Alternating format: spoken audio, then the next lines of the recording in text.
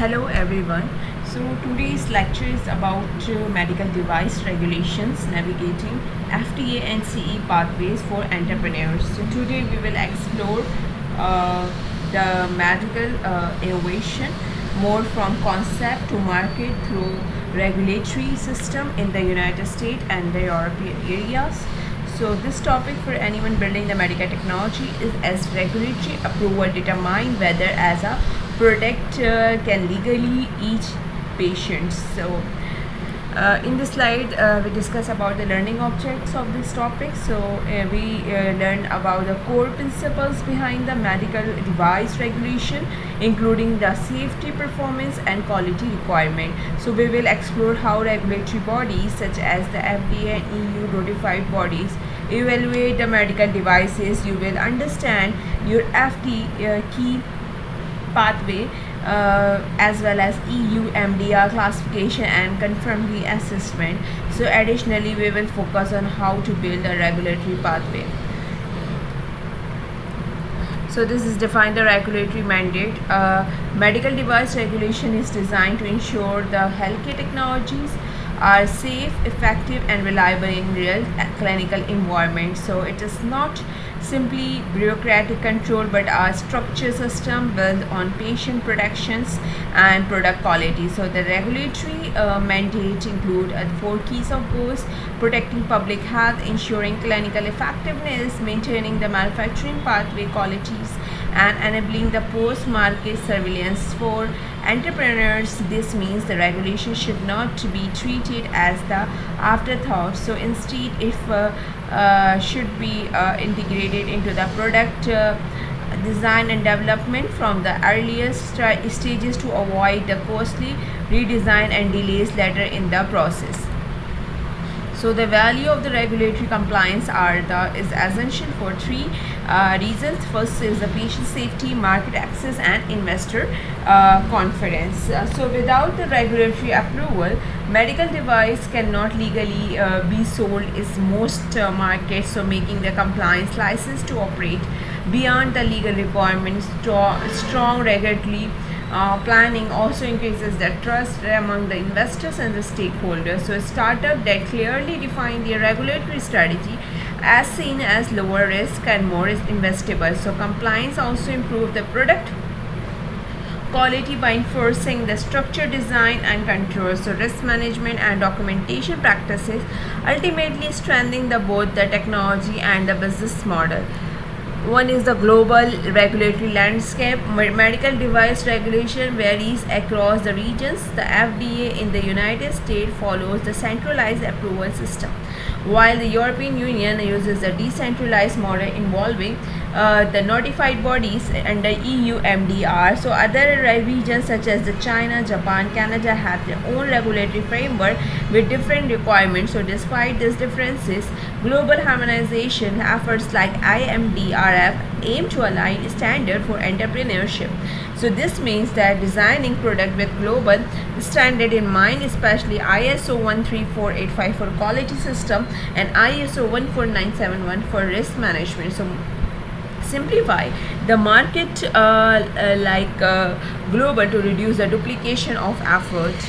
So this is the section 2 of the medical device fundamentals. So a medical device is an instrument, software, implant and a system intended of diagnosis, treatment and prevention of disease. It does not achieve its primary purpose through the chemical and metabolic action. So this distinction separates the devices from drugs and the biologics. So correct classification is critical because it determines the regulatory pathway, require the evidence and approval timelines. So entrepreneurs must clearly define the intended use of their product early as vague like broad claim can reclassification delays and increase the regulatory burden later in development. What is the medical device? So medical device include a wide range of technologies such as diagnostic equipment, wearable sensors and surgical instrument and AI-based software. So what design intended the medical purpose rather than its form. Even software can be classified a medical device if influences diagnosis or treatment decision. So this makes a documentation intended use extremely important. So regulatory the agencies carefully evaluate the labeling, marketing claims, and functionality. So therefore, entrepreneurs ensure the consistency between the product design and documentation and clinical claims. So to avoid the regulatory medical complications or additional scrutiny. Risk-based classification. So what is the risk-based classification? So medical device based on risk. So class 1 devices are how low risk and require the minimal regulatory control. Class 2 devices involve the moderate risk and typically require the 510K and submission to demonstrate equivalence of existing device.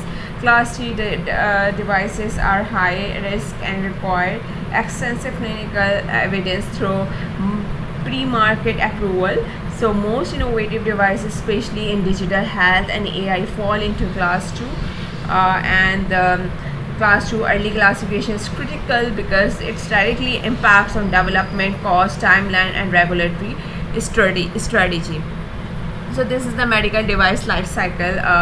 The medical device life cycle is like the concept development, design, engineering, verification, validation, regulatory submission, market launch, and the post-market surveillance. So regulation is not a one-time set step, but continuous process that integrated throughout the life cycle.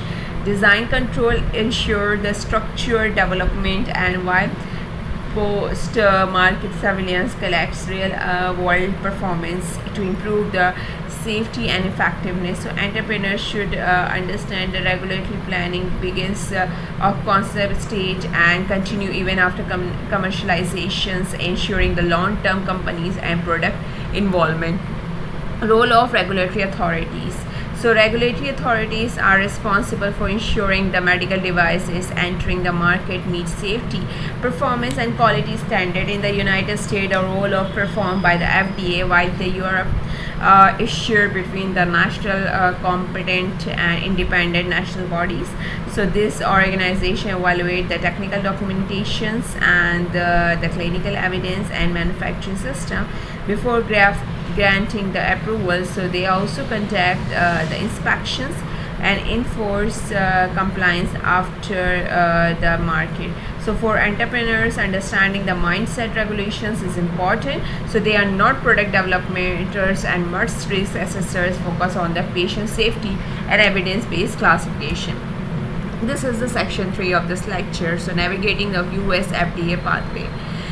Basically, FDA's classification, which provide the 3 primary regulators, the Novo, pre-market approval. Each pathway corresponds to a different level risk of novelty. So this pathway is used when a predicate device already exists. So it is used for novel, low to moderate to risk devices without the predicate. So PMA is required for high risk. So they need the extensive clinical evidence. So choosing the correct pathways early is critical. So determine the entire development timeline, cost structure, and evidence requirement for a product. And FDA classification begins by identifying the product code, so regulatory class of the device that determines whether it's class 1 to 3. Class 1 devices are generally exempt to pre-market submission, while class 2 devices requires the clearance. Class 3 devices is PMA. Entrepreneur must clearly evaluate the predicate devices intended as early development. Incorrect classification and result delays as a strong regulatory strategy begins the mapping of correct classification as soon as possible. So this is a pre-market notification. So in this most common FDA route is based on demonstrating the substantial equivalence to a legally market predicate device. So this means the new device must have similar intended use and technology characteristics. So it differentiates the asset, they must raise the new safety effectiveness concern. The process typically include the bench testing, software validation, and sometimes the biocompatible studies. So this review timeline is 3 to 6 months, making it attractive for incremental innovation product improvement. So this is a de novo pathway. You can see this in this in this slide. So is used for novel devices, have no existing predicate, but are the cost considered lower to moderate risk. So instead of comparing to another device, is demonstrate the journal and special control are sufficient to ensure the safety and effectiveness. Once granted the device, they receive a new classification as soon as predicate a future product. So pathway is the ideal to breakout technologies, especially in digital health and diagnosis, where no direct equivalent exist in the market. This is the pre-market approval (PMA). The pre-market approval is most significant FDA pathway and applies to high-risk class 3 devices such as implant of life-supporting technologies. It will require the extensive clinical manufacturing inspections and detailed scientific evidence demonstrating the safety and effectiveness. The PMA process in source of it intensive and can take several years of complete. So however is necessary for devices that significantly impact the patient's survival, critical physiological function. So strong clinical strategy, robust data collection is essential for the success in PMA submissions. So this is the FDA submission workflow. The submission workflow process that typically begins with the Q submission and pre-submission meeting. So where companies receive the feedback from regulators before formal submission. This is followed by the preparation of E-STAR's resubmission package, so which include the technical documentation, risk analysis, and performance data. So after the submission, the FDA conduct the administrative review followed by the substantive interactive review process. So this agency additional information the final decision. So early engagement with FDA, efficiency, and reduce the regulatory risk. What is the FDA regulatory risk? You can see in the slide. So the regulatory from concept approval include the multiple stages: ideation, preclinical testing, clinical evaluation, require regulatory submission review, the monitor depending on a device, the classification. So this can the months to several years. So entrepreneurs each understand the regulatory activities often run in the parallel product development rather than alter it. So planning timelines realistically is essential for fundraising, the product launch strategy, and market entry planning. The CE marketing pathway.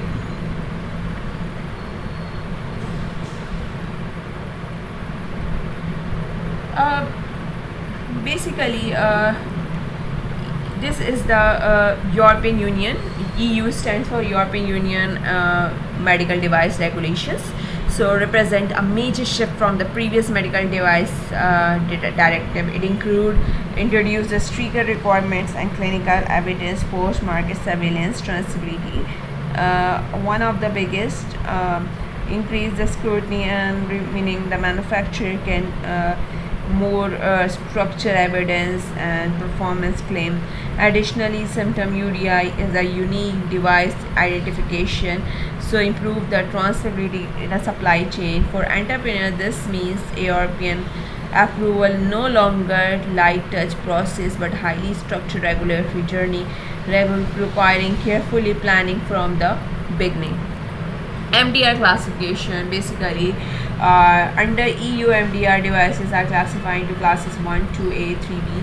Duration of the invasive classification governed by 22 detailed rules outline Annex A. Class 1 devices have the regulatory burden, and Class 3 devices require the high risk level scrutiny, so including the notified body involvement and clinical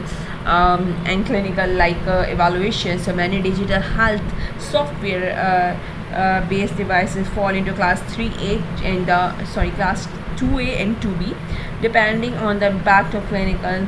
Correct classification is essential because it determines the level of documentation requirements and time to require CE marketing approval. So for conformity assessment is the process through which is the medical device evaluate against EU MDR requirement. before it receives CE marketing. It typically involves the three-component preparation of the technical file, implementation of a quality management ISO 13485, and a formal review. Notified body is a higher risk devices. So one, compliance of the demonstrate the manufacturing issues, declaration of conformity. So this structured process ensures that devices meet essential safety and performance requirement before entering the European market. Thank you. We will continue this lecture.